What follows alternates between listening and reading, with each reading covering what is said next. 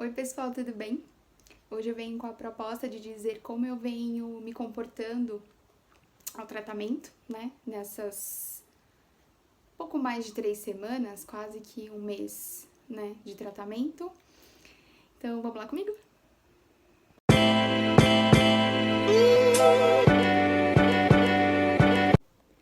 Então vamos começar do jeito que eu gosto, falando uma mensagem legal aí pra gente refletir um pouco. Vamos abrir aqui nosso livrinho, aleatoriamente. Pais e filhos. Ai, pois daquele que esquece o que deve aos que o sustentaram em sua fraqueza, que vem com a vida material, lhe deram a vida moral, que, francamente, se impuseram duas privações para assegurar-se seu bem-estar. O Evangelho segundo o Espiritismo. O Espiritismo ensina que, antes de sermos pais ou filhos, somos espíritos que se encontram para ajustes e aprendizado mútuo. Os pais não podem fugir da responsabilidade de educar seus filhos. Cumpre observar-se que, sob o olhar da eternidade, existe sempre a oportunidade de aprender uns com os outros. O fato de educar não quer dizer ensinar sempre. É importante que os genitores tenham a humildade de aprender com os mais jovens. A recíproca também é verdadeira. Os filhos precisam aceitar as experiências que lhes são transmitidas e evitar a falsa ideia de que os mais velhos são ultrapassados em seus conhecimentos. Chegada à maturidade, pais e filhos podem e devem se tornar amigos, ter cumplicidade e dividir alegrias e tristezas. Mais que papéis sociais, vale a amizade que envolve os espíritos que reencarnam na mesma família. Todos são filhos da existência e anseiam pelo desenvolvimento espiritual. Nós nascemos exatamente onde temos que nascer, né? Pra gente passar pelas nossas provas, nossas dificuldades, pra nossa evolução espiritual. Uma mensagem bonita que já é bem o que eu disse em vídeos passados, né? Que a nossa família pode ser um presente ou o nosso desafio, né? Mas conforme o nosso merecimento. Bom, hoje eu tô bem feliz, empolgada. Ontem fui coletar exames e hoje passei em consulta por telemedicina para não sair de casa. E os meus exames estão ótimos, todas as minhas enzimas estão normais, estão nos valores aceitáveis, não tem nada anormal nos exames, então eu respondi muito bem ao tratamento. Eu saí do hospital tomando 40mg de Predizin. Uma semana depois eu comecei o tratamento com azatioprina, 50mg. E aí comecei o desmame do corticoide. Agora eu tô com 20mg. No final de semana eu começo a 15, na outra semana 10 e depois eu mantenho 5mg aí por tempo indeterminado. E amanhã eu começo a aumentar um pouquinho a dose da azatioprina. Então amanhã eu começo com 100mg. Eu tô muito otimista, meu médico também, porque respondemos bem ao tratamento, não tive grandes reações, coisas bem normais mesmo, já esperadas da medicação. O que eu tive muito, assim, que eu queria falar pra vocês sobre o corticoide, ele é um levanta-defunto, então eu tava muito animadona, assim, sabe? Ainda tô todo dia acordando bem cedinho, tomo remédio, já fico acordada e vou dormir bem tarde, fazendo tudo em casa, correndo, estudando, tô tendo aula online, mas um ânimo, assim, fora de sério. E um apetite descomunal. Comendo, assim, muito, assim, muita fome. E tudo parece que tem um sabor muito mais gostoso do que tinha antes. Mas não tive grandes reações. No início o cabelo caiu bastante. Senti o cabelo, assim, caindo tufos, praticamente. Mas já passou, assim, quando eu comecei a fazer o desmame do corticoide, já diminuiu a queda de cabelo também. Porém, o desmame do corticoide, eu senti que o meu ânimo, assim, a disposição mudou um pouco. Como eu sempre fui muito ligada no 220, então pra mim é sempre normal estar agitadona. Mas eu senti um pouco assim, eu acho que eu já tô meio preguiça, sabe? Acho que eu quero dormir um pouco mais.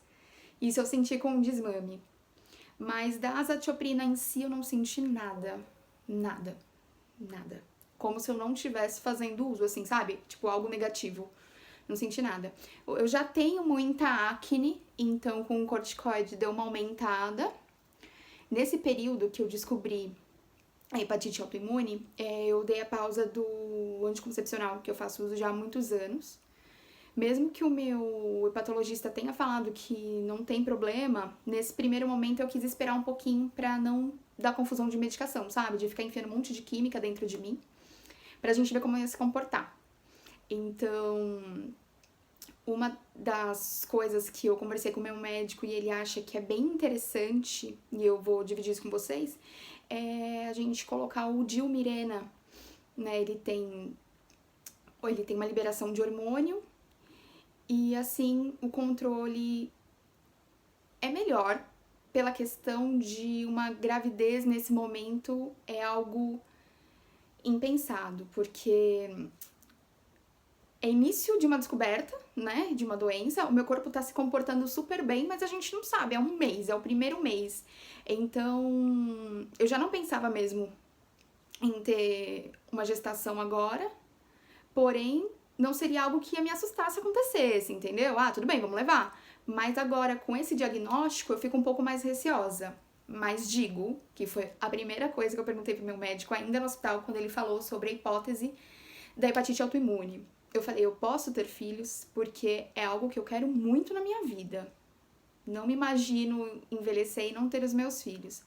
Mas ele falou que sim, desde que o acompanhamento seja feito regrado com o seu ginecologista, o hepatologista, tudo bonitinho, desde o início da ideia de uma gestação até o nascimento da criança. Então, a gente vai colocar isso aí pra daqui a alguns anos, né? Então, a ideia, amanhã eu tenho consulta no ginecologista e a gente vai conversar sobre essa ideia aí do Dilmirena. E aí depois eu falo com vocês também sobre o que a ginecologista falou, se ela trouxe alguma novidade, se ela sabe de alguma coisa relacionada à doença autoimune e ginecologia. Eu acho bem legal, porque as doenças autoimunes, elas afetam muito mais as mulheres do que os homens. Então, nós mulheres lindas, sensíveis, fortes ao mesmo tempo, a gente tende a ter uma maior propensão à doença autoimune, tá? E ainda mais nessa idade, tá? Eu tô com 27, mais dos 27, os 30 aí, tá? É algo que pode acontecer. Então eu tô bem animada, vamos ver aí o que nos aguarda nos próximos dias, mas só pra falar pra vocês que os exames estão muito bons, estou em desmame de corticoide, aumento de imunossupressor, mas que o tratamento está sendo muito eficaz e eu quero deixar isso aí com vocês, para vocês saberem. E algo importante, há um mês atrás, eu não sabia da hepatite autoimune. Sempre me considerei saudável, chuchu, beleza. Então, assim, por que eu tô assistindo esse vídeo? Eu não tenho doença autoimune. Você pode não ter agora, ela pode se manifestar daqui a um tempo. Ou alguém muito próximo de você, acontecer a mesma coisa. E o mundo é pequenininho, daqui a pouco você vai começar a cruzar com um monte de gente. Eu também tenho, já ouvi falar, aconteceu comigo. Eu tô recebendo muito feedback positivo, tanto em comentários aqui no YouTube, quanto no direct no Instagram, pessoas de longe vindo falar que também passaram pelo processo da doença, que se reergueram depois de algum tempo. Então, assim, é muito legal de ouvir isso e saber que tá chegando em alguém e de uma forma bacana, tá? Então, vamos compartilhar o vídeo, dividir informação, né? Não é porque você não tem que um vizinho seu não possa ter e se interessar pela história. Então vamos compartilhar o vídeo, clica no gostei e fala pra galera, né? Indica o canal, é interessante, é legal. Vamos fazer aumentar aí a produção e a informação, tá bom? Então, desejo uma boa noite a todos vocês. Um beijo e até o próximo vídeo.